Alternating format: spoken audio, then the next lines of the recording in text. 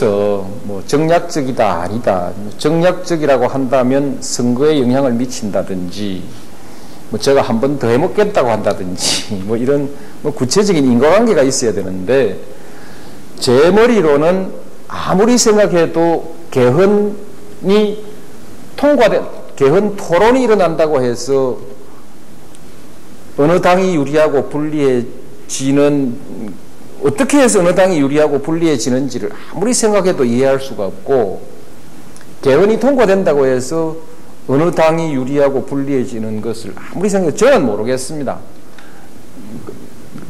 근데 그 메커니즘이 뭔지 있으면 설명을 좀 해주면 좋겠다는 것이죠. 저도 설명도 안 하고 그냥 정략이라는 것이, 누구에게 왜 이익이 되는지, 왜 손해가 되는지 설명이 전혀 없으니까 답답한 노릇이죠. 그리고 그렇습니다. 그래서 이제 하는데, 차라리 이게 이제 개헌이라는 문제가 참 간단한 문제가 아니라 중요한 문제인데 뭐 이유도 모르고 밟히고 있는 것이죠. 정략이 뭐지? 좀 도저히 이해를 못합니다. 예. 개헌 때문에 지금 마음이 답답하시다. 그런데 지금 인터넷 신문협회 공통 질문이 또 개헌에 대한 게 있어서 좀 여쭤봅니다. 야당 반응이 정말 냉랭하잖아요. 또 여당도 안으로 사정이 또 복잡하기는 마찬가지고. 그러니까 여야를 어떻게 개헌의 장으로 끌어들여서 이 대화의 물꼬를 틀 것인지, 그게 참 안팎으로 쉽지가 않아 보인다는 말씀인데, 어떻게 타결을 해 나가실 계획이신지. 예, 개헌에 실패하면 제가 정치 생명이 끝난다든지, 또는 우리 국가적으로 큰 어떤 부담이 있다든지, 이런 여러 가지 중요한 문제가 걸려 있을 때는 안 되는 일을 시도할 때는 굉장히 주의 깊게 해야 됩니다.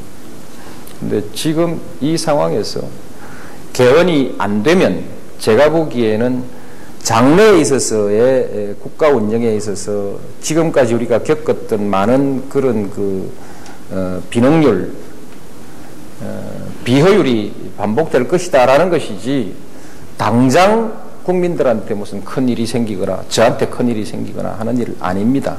아니기 때문에 이럴 때에는 되느냐 안 되느냐를 가지고 저울질을 뭐 열심히 하는 것보다는, 저울질을 해서 되는 것만 하는 것이 아니라 되든 아니 되든 최선의 노력을 다 하는 것, 그것이 저희가 성실한 정치인의 도리라고 저는 그렇게 생각하고요. 아주 솔직히 말씀드리면 훗날의 평가와 기록까지도 저는 염두에 두고 있습니다. 나중에 아무것도 모르는 국민들이 뒷날 10년쯤 지나서 그때 해야 되는 건데, 그때가 아주 절호의 기회인데 개헌 발의권을 가지고 있는 사람들이 대선 분위기에 매몰돼 가지고 그때 일을 책임을 방기했기 때문에 우리가 개헌의 기회를 놓쳤고, 지금까지 엎치락뒤치락 말하자면 비효율적인 제도 하에서 그와 같은 것을 계속하고 있거나, 또는 본격적인 개헌을 할 수 있는 길마저 열지 않았다, 뭐 이런 평가를 저도 듣고 싶지 않은 거 아니겠습니까? 그래서 원칙에 있어서 이것은 최선을 다하는 것, 뭐 그것이고요. 안 된다고 누가 뭐 큰 피해 입는 것은 아니고 장기적인 문제이고, 역사적 관점에서 저는 제 책무를 다 하고 싶다는 것이죠. 예. 정치 분야의 마지막 질문이 될 것 같은데, 이것도 역시 공통 질문이라서요. 제가 좀 질문을 드려보겠습니다. 올해 대선에는 어떤 것이 선거의 쟁점이 될 것 같고, 올해 대선의 시대 정신은 어떤 것인지, 뭔지 기자 여러분들이 그렇게 묻고 있네요. 예. 대선 쟁점은 가급적이면 현재의 대통령이 말하는 것보다는 그 시기 그 사회의 공론이 이 대선 쟁점을 이끌어줘야 되는 것이죠. 우리나라로 치면 지금까지 그동안에 경험 많고 많은 자산과 인적 자원, 그리고 경력을 축적한 그 큰 언론들이 올바른 쟁점을 이끌어 나가야 되는 것이죠. 시대 정신이 뭔지에 대해서도 국민적 공론을 모으고 그것을 그쪽으로 방향을 몰아가야죠. 그래서 지금 무슨 경마 보도하듯이 뭐 누가 뭐 몇 퍼센트, 누가 몇 퍼센트 이것만 계속할 것이 아니라 중요한 것이 뭔지를 찾아서 그리로 조명을 해줘야 되는 것이죠. 안 하는 것 같아요.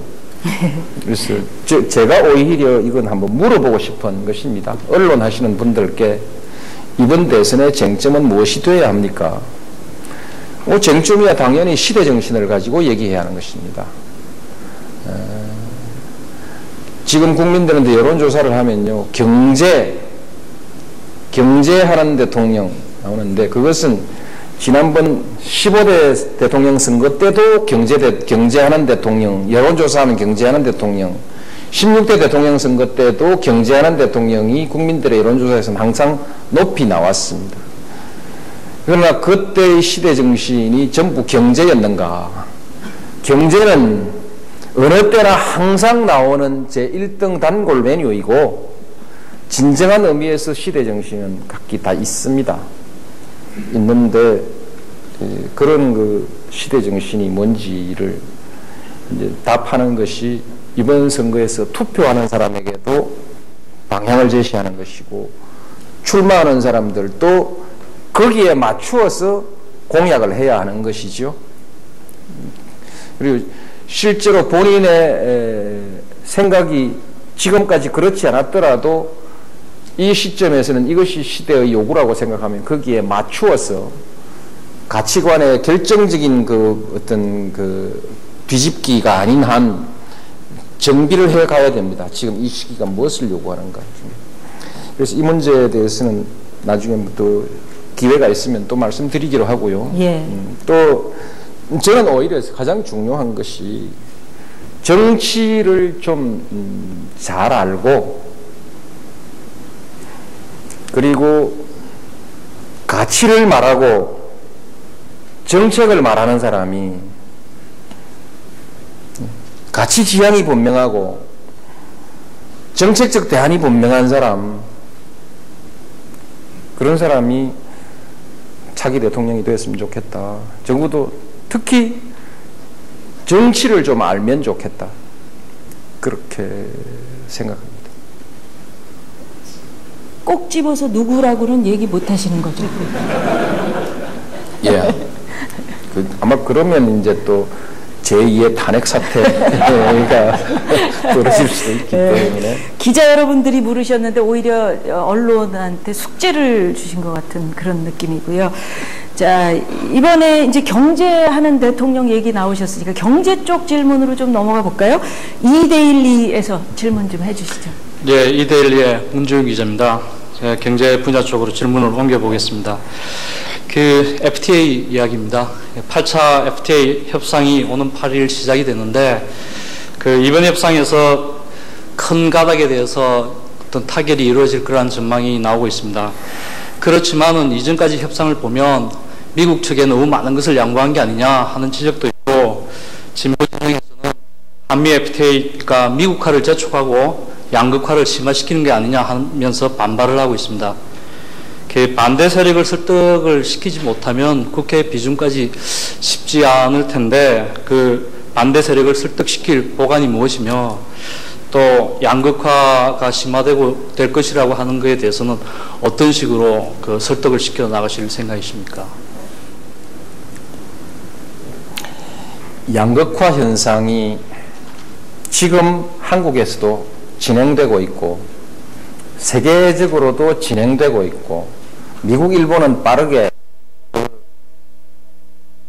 폭넓게 진행되고 있고, 유럽도 좀 폭은 좁지만 얕지만은 진행되고 있고 그렇습니다. 그러나 그 한미 FTA로 양극화가 진행된다는 그런 논리의 근거는 어디서 나온 거죠?